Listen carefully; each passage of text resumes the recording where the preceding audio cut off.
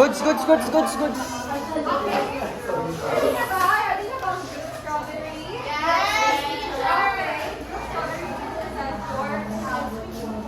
So our output is all about the effects of earthquake in the Earth's surface. So here are the effects of earthquake in the Earth's surface. First is the ground shaking. Ground shaking. The second one is tsunami.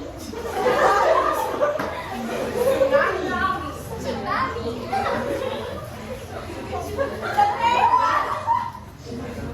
third one is landslide, and the last is ground rupture. So this is the easiest. Tsunami. So a tsunami is a series of huge waves which is an effect of underwater sea earthquakes or anti-volcanic eruptions. So, kapag magkaroon ng earthquakes, especially if ang center ng epicenter, ang center ng tsunami ay sa dagat, so there's a tendency na magkaroon ng tsunami. So, a tsunami is kaganyan. Pagkanyan na sa water, magtaas ang level ng water. Next is ground shaking. Ground shaking is the effect of earthquake that loses rocks and soil, which causes landslide and bury the area below the mountain. So, pag sinabi natin ground shaking, ito yung pag-shake ng lupa. So, kapag may ground shaking, there's a tendency na sisira yung mga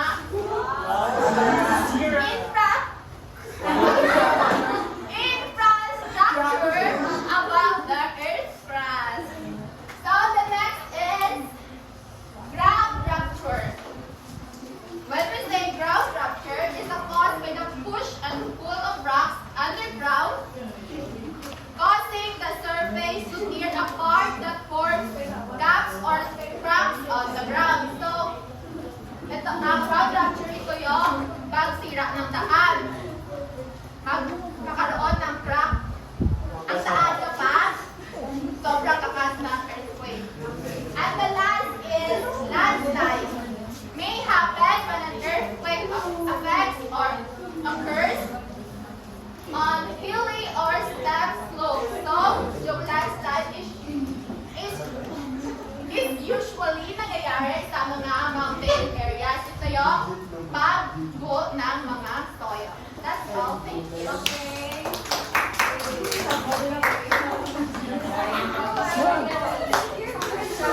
Presentation is unique. So, class, may natutunan ba kayo ngayon? Yes, teacher! So now, our next activity for today is, magkano magaling? Scores. Okay. Group strawberry. Tama ba ang pag-present? Or tama ba mga information na binigay sa inyo ng group strawberry? Yes, teacher! Okay, that's fine. And how about the presentation of group strawberry? Yes, teacher! Okay, everyone. Okay, look. One has 25 points. And then the group apple has 30 points. And then the group strawberry has 30 points. Okay, well done, everyone. Okay, since ngayon alam niyo na ang mga effects ng earthquake sa ating earth surface, and ano ba ang mga types ng earth surface?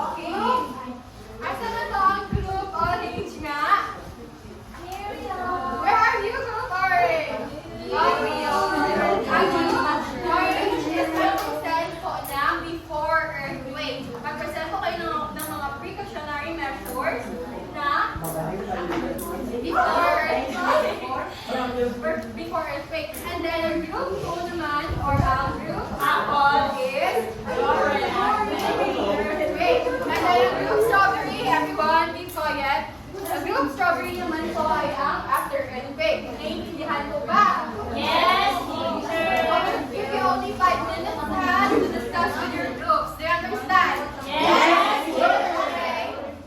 Please, let me present you then. Let me present you the rubrics. And please, begin in 3, 2, 1, go. Correctness. Content contains more than one factual error. 3 points. One piece of information is clearly inaccurate. 7 points. All content throughout the presentation is accurate. 10 points. Preparedness. The group is somewhat prepared, but the presentation was lacking. 3 points. The presentation needed more preparation. 7 points. The group is completely prepared. 10 points. Cooperation. New members contribute to the group. 3 points. Accept. Opinions and unreal negative comments. 7 points. Accept ideas of others. All members contribute. 10 points. Around. Overall, 30 points. Okay, you may now go to your group and discuss your presentation later. Okay? I will give you only 5 minutes, okay? Okay, you may now start now. That's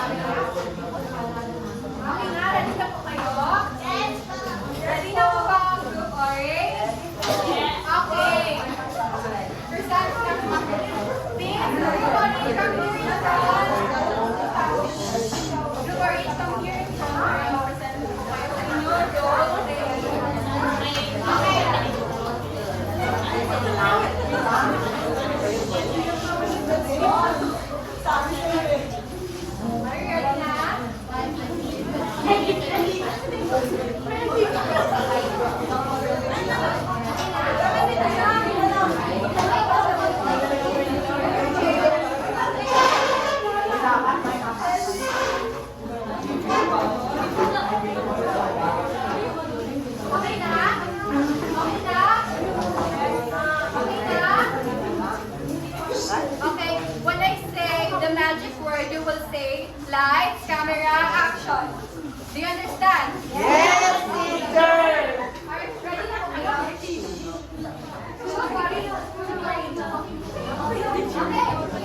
Okay. The magic word. Lights, camera, action. Good afternoon. Good afternoon, students of USM.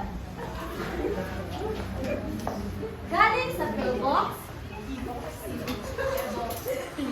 dito, may naasahan na pagdanig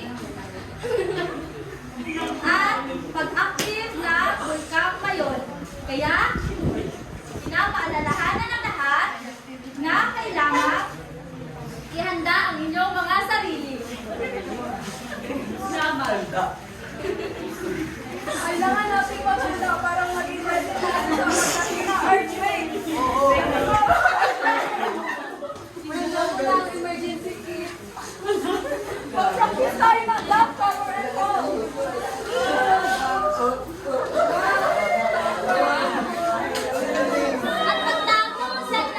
At magtago sa ilalim.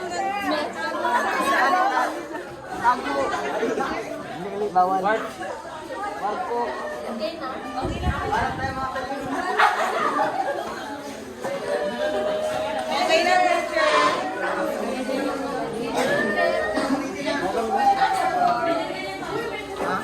Okay mo. Init?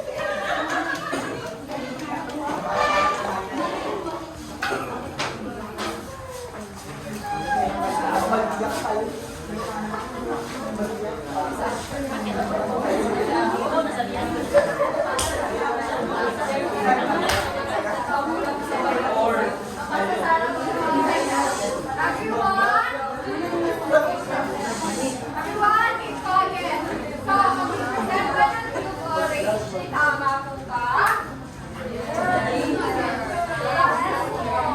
Yes. Okay, tama po ba na mag-prepare po tayo ng emergency kits kapag mag-prepare po tayo for earthquakes or natural calamities? Yes, teacher!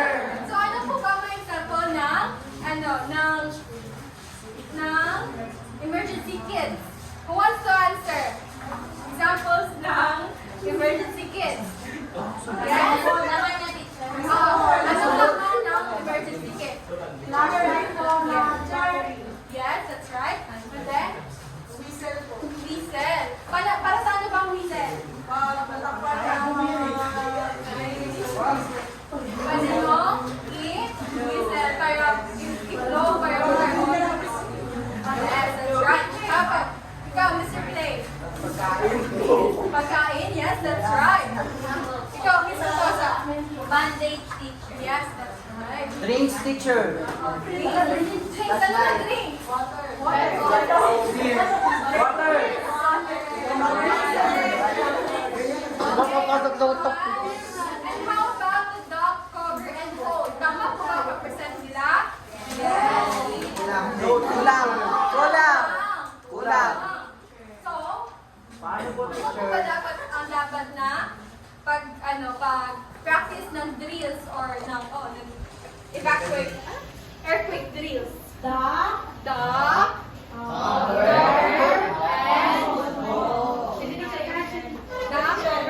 Word. Dapat ang ulo ninyo is dapat ang pinagtataguan ninyo ay matibay para maprotektahan yung ulo or ang katawan natin sa maaaring mahulog ng mga bagay. Okay? So, Panon. 7 boys. Kamal ka na Okay, prepare this. Apple. Hindi ako masali. Ready na kayo? Yes, teacher! Yan na.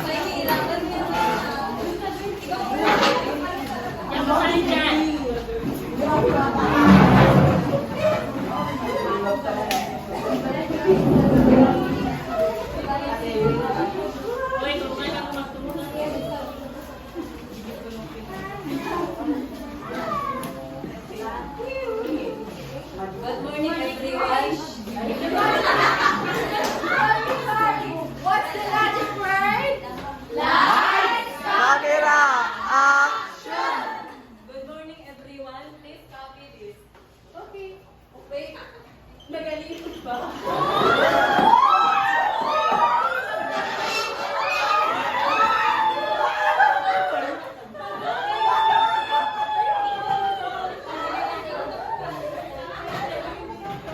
Mamaya kapag medyo hindi pa masyadong mag-uyog, magkakasaya ka kami sa mga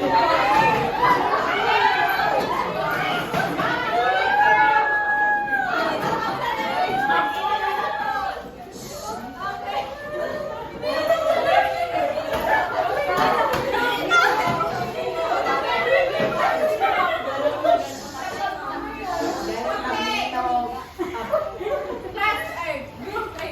Grade 6 section result. Tama kung ba ako present? May mali? Bakit mali?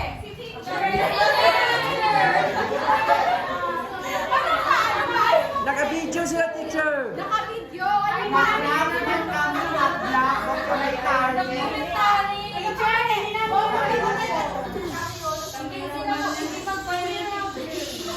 Ano ba po ang mali? Okay. Everyone. Di ba pwede? Everyone, please keep quiet. Kapag nangyayari na po ang earthquake, always remember that to keep calm. Dapat kalmado lang po tayo. Okay? Tapos, i-practice nyo na po ang earthquake drill, which is the duck, cover, and hold. Okay? Group orange got 7 points.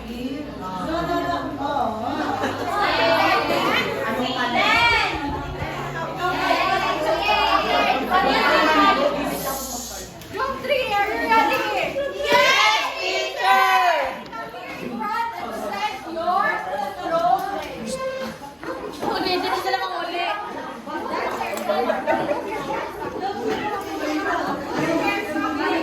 Mali na yan, teacher!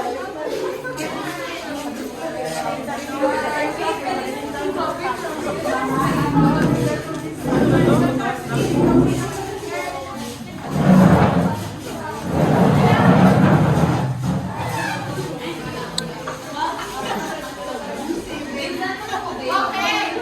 Are you ready? Mamakuha ko mo. Are you ready? Yes, teacher! Okay, what's the magic word? Lights, camera, action! Okay guys, so pagpila ha, isa-isa lang maglabas, huwag kalimutan yung duck, cover, and hold. Follow my teacher. Di ba may mahuli ako?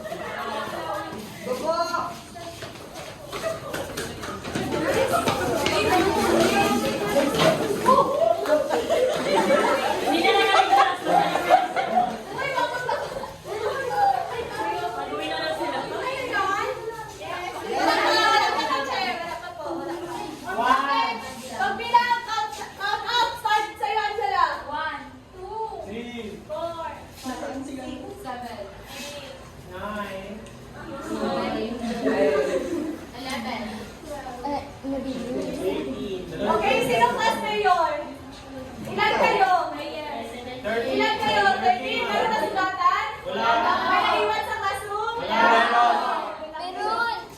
Meron! Meron! Dun siya. Okay, wala. Kayo ba yung mayor?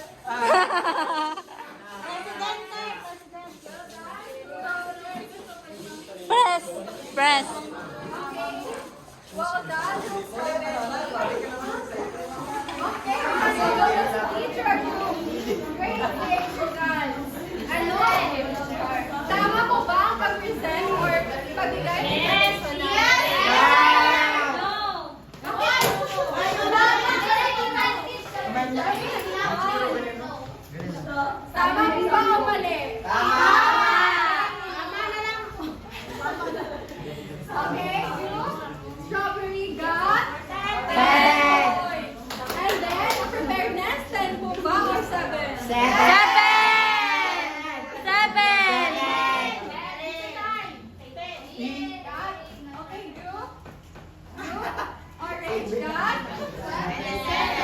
27, 27, 30. Clap yourself. Give yourself a 5 claps. Ni, bida-bida nagkubra. So now, my question to teacher. Ano? My question to teacher. What is the significance of practicing precautionary measures? What do you think? What, okay? Ate? It is significant for us to know what is the cause of earthquake because it prepare us ourselves to protect during earthquake. Okay. Tama po ba ang answer ng classmates ninyo? Yes, teacher. Agree po ba kayo doon? Opo. And then, how can we protect ourselves during or in times of natural calamities? Yes, we can protect ourselves from a natural calamity through practicing precautionary measures. Okay. Tama po ba? Yes, teacher. So, may tanong ulit sa teacher.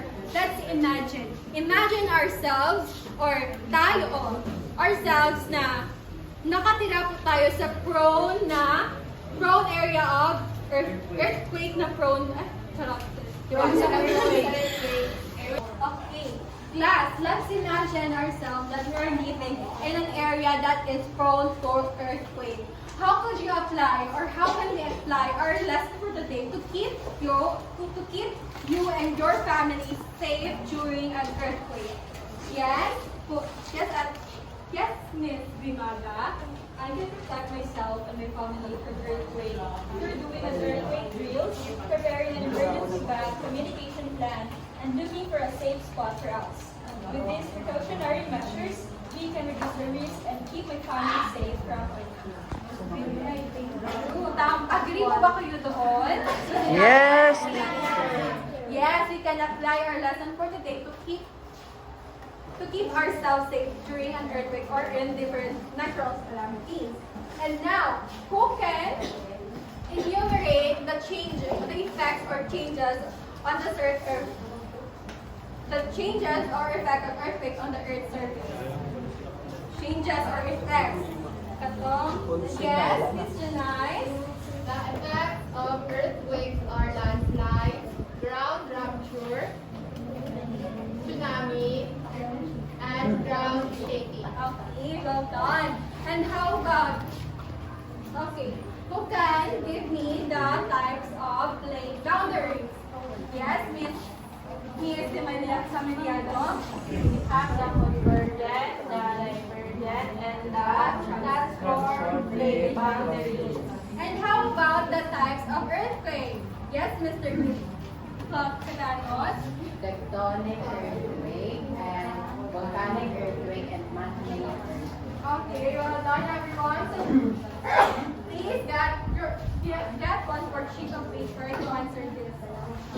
Short quiz. Next teacher. Next teacher.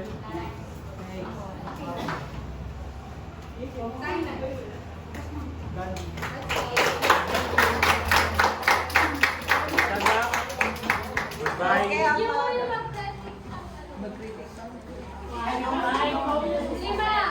Sa next naman itong titik. Next year na.